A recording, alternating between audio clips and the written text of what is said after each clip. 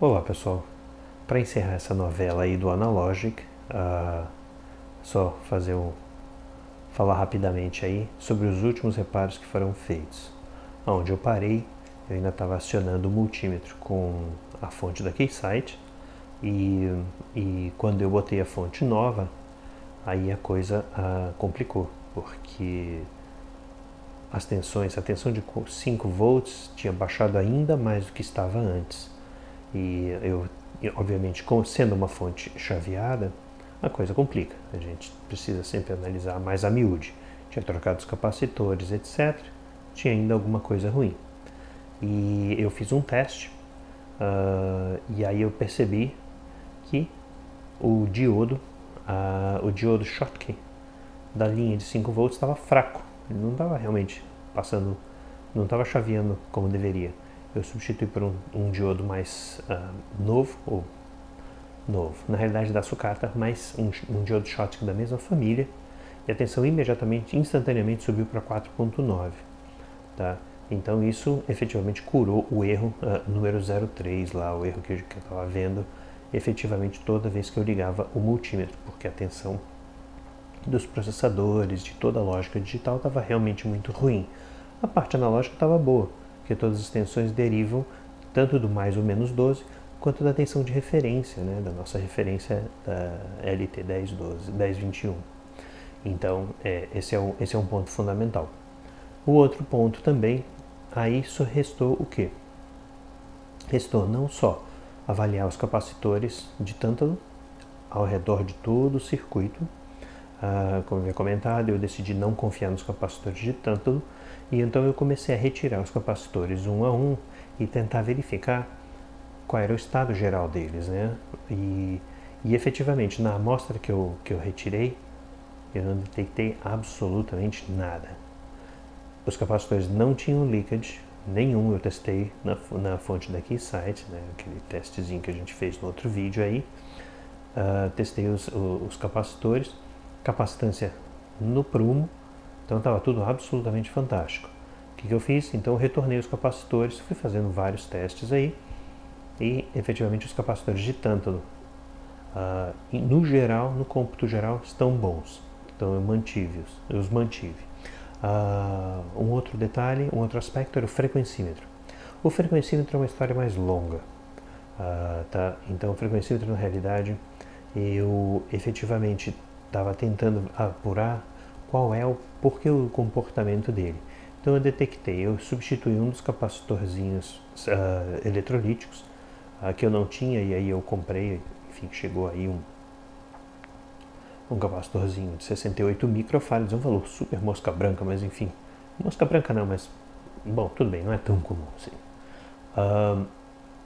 E o frequencímetro voltou a funcionar mais ou menos. Na realidade, dependia muito da fonte de sinal que você usava.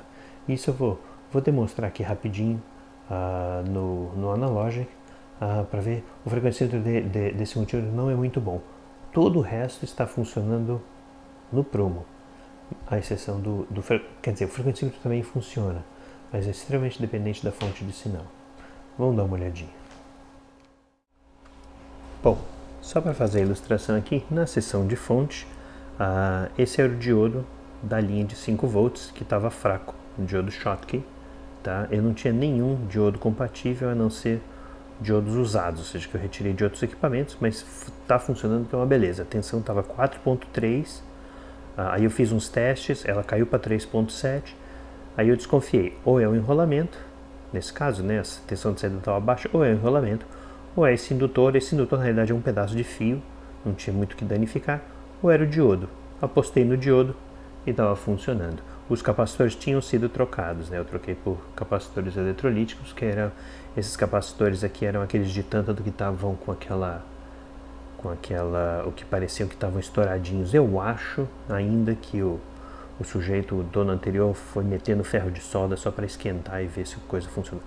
Enfim, isso é outra história. Passando aqui para a etapa do frequencímetro, o frequencímetro, operação dele muito instável, e é o que é curioso. Funciona, começa a 0 Hz, dependendo, aí eu botava a fontezinha do meu DMM Check Plus aqui, bonitinho, lia 100 Hz, belezinha, tá? Lia 100 Hz, frequência super baixa, né? Mas 100 Hz, belezinha.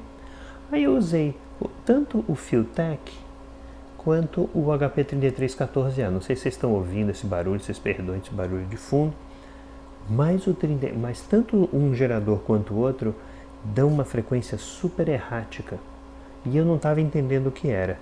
Aí eu li o manual.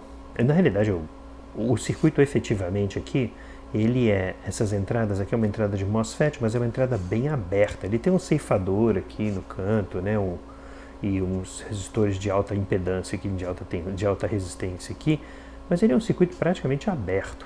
Então eu li no manual de instruções que ele falou, bom, eu gastei um tempo aqui, fiz medidas de tensão e tal, só que o manual de instruções falava o seguinte, olha, esse aqui é um circuito amplificador de banda ultra larga, tá?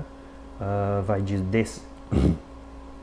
0 Hz até 25, 30 MHz, sem efetivamente nenhum amortecimento, tá? Ele tem um amortecimento michuruca aqui com os capacitorzinhos aqui, tem um pequenininho aqui de isolamento de 30 picofarads, mas ele falou, olha, muito provavelmente você vai ter que filtrar o sinal de entrada. Sinais com pequeno ruído, com ruidosos, vão jogar esse frequencímetro para o espaço. E é isso que eu estou observando. Sinais até uns 100, talvez uns 50 kHz, uma coisa assim, o frequencímetro realmente não lê muito bem, o erro é muito grande. Você vai subindo a frequência, o erro vai diminuindo mais ou menos proporcionalmente, o erro ainda é grande, tá? Então o que eu imagino é que esse circuito aqui não é bem projetado não, ele é realmente meio mal projetado aí, tinha que ter bastante filtragem.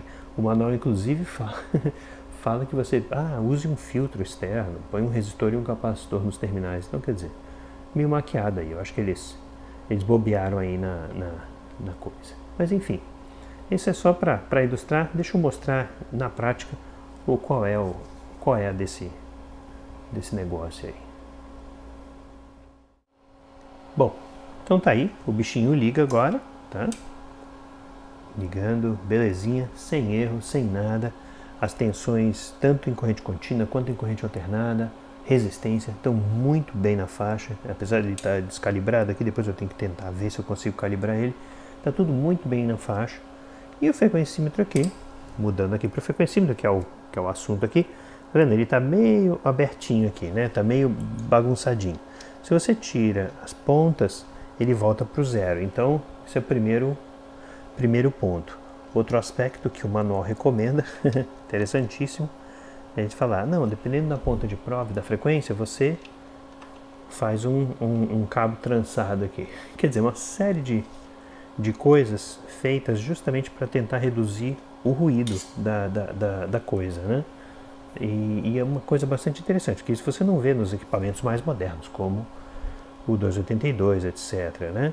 Que tem frequencímetro, né? Mas então tá lá, nosso parzinho trançado. Eu vou conectar o HP3314, tá aqui fora da tela, tá? Ele está rodando a 1K, 1 kHz, uma onda senoidal, bonitinho, e medindo no multímetro, tá? Ele mede certinho também, mas o HP3314 está funcionando muito bem. Então 1 kHz, olha o erro, né? Um erro enorme. Eu tentei também, peguei capacitores, fiz filtro, capacitores, terminei com resistor de 50 ohms a linha, fiz tudo e realmente o frequencímetro ele não mede legal. À medida que eu vou subindo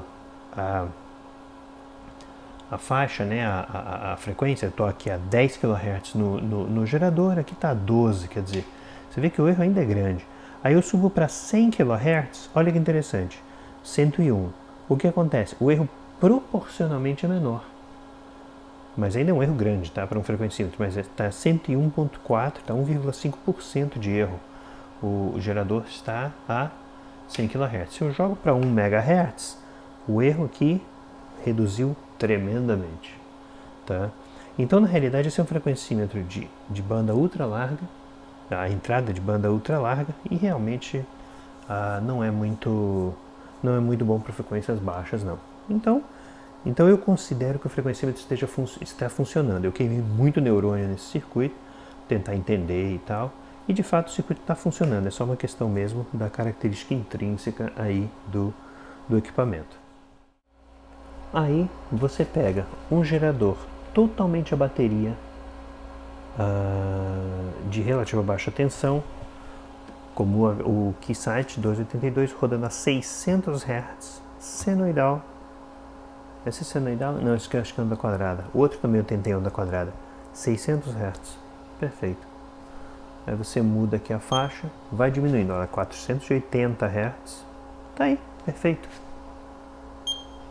400 Hz, tá aí, perfeitão. Ele vai até 10 Hz.